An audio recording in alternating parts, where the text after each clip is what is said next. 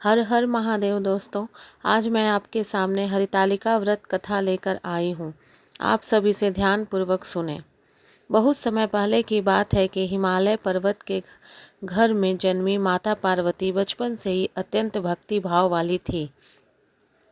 वे अपने मन में यह दृढ़ निश्चय कर चुकी थी कि न केवल भगवान शिव वो केवल भगवान शिव को ही पति के रूप में स्वीकार करेगी। बाल्यकाल से ही पार्वती जी भगवान शिव की तपस्या और ध्यान करती थीं। वे दिन रात ओम नमः शिवाय का जाप करती थीं और कठोर तप करती थीं। उनका शरीर बहुत ही कोमल था, फिर भी उन्होंने कठोर साधना नहीं छोड़ी। इधर उनके पिता हिमवान को चिंता होने लगी। उन्होंने सोचा कि उनकी बेटी का विवाह किसी अच्छे राजकुमार से कर देना चाहिए। एक दिन देवर्षि नारद जी हिमवान के घर आए। उन्होंने कहा कि हे हिमवान, भगवान विष्णु स्वयं आपकी पुत्री पार्वती से विवाह करना चाहते हैं। यह सुनकर हिमवान बहुत प्रसन्न हुए। उन्होंने तुरंत यह प्रस्ताव स्वीकार कर लिया। जब पार्वती जी को यह बात पता चली तो वे बहुत दुखी हो गई। वे भगवान विष्णु से विवाह नहीं करना चाहती थी, क्योंकि उनका मन पहले से ही भगवान शिव को समर्पित था। उन्होंने अपनी सखी से कहा कि मैं केवल भगवान शिव को ही पति के रूप में पाना चाहती हूँ। यदि मेरा विवाह किसी और से हुआ तो मैं अपना जीवन त्याग दूंगी। पार्वती जी की सखियों को उनका दुख देखकर दया आई। वे उन्हें एक घने जंगल में ले गईं ताकि उनके पिता उन्हें ढूंढ न सकें। इसी कारण इस व्रत का नाम हरितालिका व्रत पड़ा। हरित यानी अपहरण करना, आलिका यानी सखी, अर्थात सखियों द्वारा पार्वती जी का अपहरण करके जंगल ले जाना।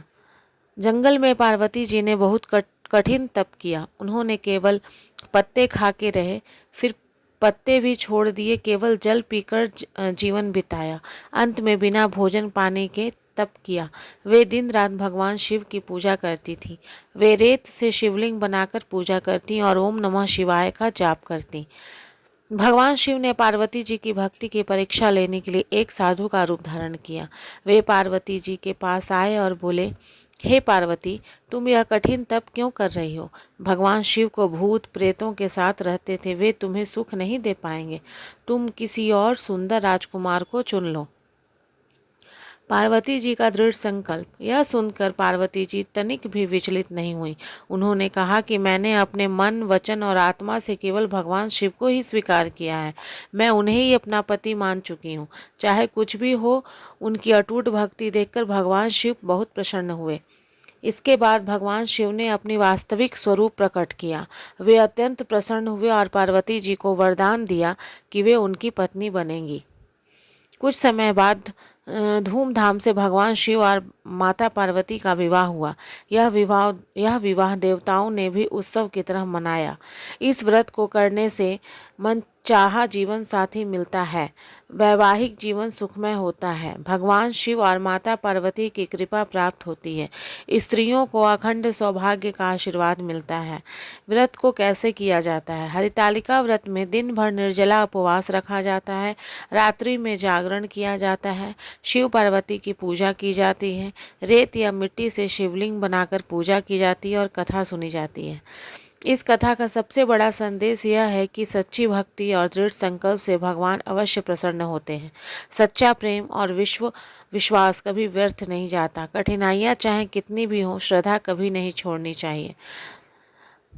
तो अंत में मैं यही कहना चाहती हूँ कि हरितालिका व्रत केवल एक व्रत ही नहीं है, बल्कि यह भक्ति, त्याग और प्रेम का प्रतीक है। माता पार्वती की तरह यदि कोई व्यक्ति सच्चे मन से भगवान को याद करे तो उसे उसका फल अवश्य मिलता है। भगवान शिव और माता पार्वती की कृपा सब पर बनी रहे, यही इस कथा का सार है। तो दोस्तों, अगर ये कथा आपको अच्छी लगी हो तो प्लीज़ मेरे वीडियो को लाइक करें, शेयर करें, कमेंट करें और मेरे चैनल को सब्सक्राइब करें। हर हर महादेव दोस्तों।